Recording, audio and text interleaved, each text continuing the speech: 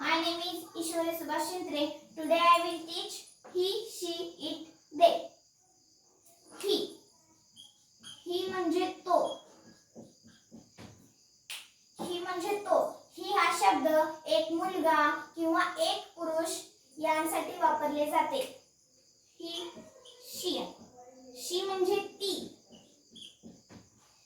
शी म्हणजे ती. शी हा शब्द एक मुलगी किंवा एक स्त्री यांच्यासाठी वापरला जातो. इट. इट म्हणजे तो, ते.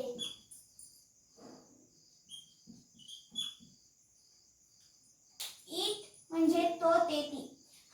इट हा शब्द कोणत्याही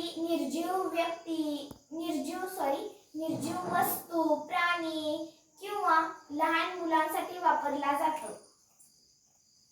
ही, शी, इट हे एकवचनी तृतीय पुरुषवाचक सर्वनामे आहेत.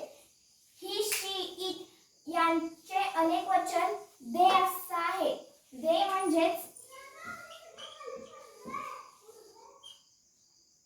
तो, त्या, ती.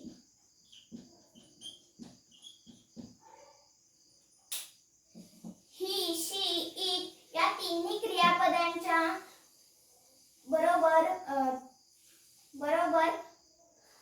बी या क्रियापदाचे इज हे रूप वापरले जाते. आता उदाहरणात सांगते मी तुम्हाला. या तक्त्यावरून तुमचे मुद्दे क्लिअर होतील. He is, she is, it is. He is म्हणजे तो आहे. शी इज म्हणजे ती आहे.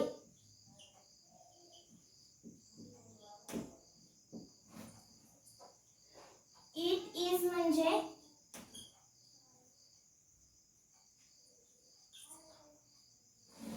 ते, तो आहे. हे झालं एक वचनी. इथे अनेक वचन म्हणजे त्या सर्वांचे दे. दे म्हणजे ते, त्या, ती आहेत. आता आपण याचे एक्झाम्पल्स पाहूया. ही इज म्हणजे थांबा पहिला यांचा मी अर्थ स्पष्ट करते. ही इज म्हणजे तो आहे. शी म्हणजे ती आणि इज म्हणजे आहे. शी इज म्हणजे ती आहे. इट इज म्हणजे ते, त्या, ती आहे. ते, तो, ती आहे. दे म्हणजे ते, त्या, ती आहेत. आता आपण याचे एक्झाम्पल्स पाहूया. He is a girl. He is a boy.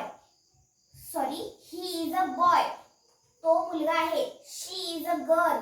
ती मुलगी आहे. इट इज अ फ्लॉवर म्हणजे हे फूल आहे. आता त्याचं अनेक वचन पाहूया. They are boys.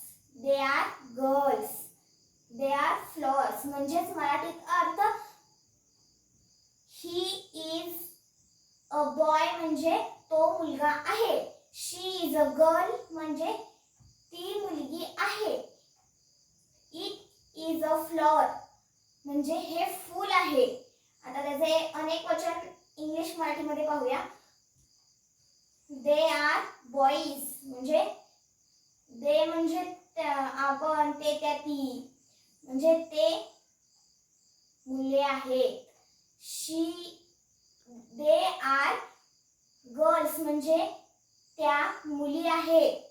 They are flowers म्हणजे ते फुले आहेत. ते फुले आहेत. असं आपल्या एक्झाम्पल्स भरपूर काही घेता येतात. आता तर बघा. शी इज अ गर्ल असं आपण सांगितलेलं आहे. आता पुढील पार्टसाठी like, share and subscribe. Thank you.